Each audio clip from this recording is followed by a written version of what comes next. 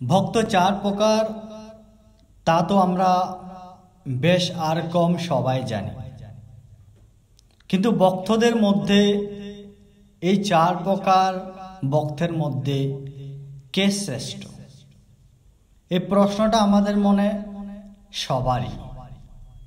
কারণ আমরা সর্বপ্রথম শ্রেষ্ঠত্ব যাচাই বাছাই করাতে অগ্রসর থাকি সর্বদা, যদিও সেটা ভালো নয়, তারপরও আমরা শ্রেষ্ঠত্বের দিকে এগুতে প্রয়াস করি, যদিও সেটা আমাদের জন্য অত্যন্ত কঠিন।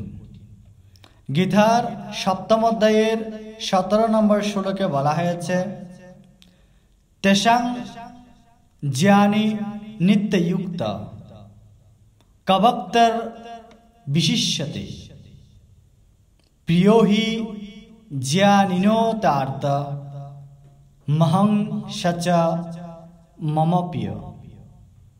হ্যাঁ সনাতনী সন্তান, এই চার প্রকার ভক্তের মধ্যে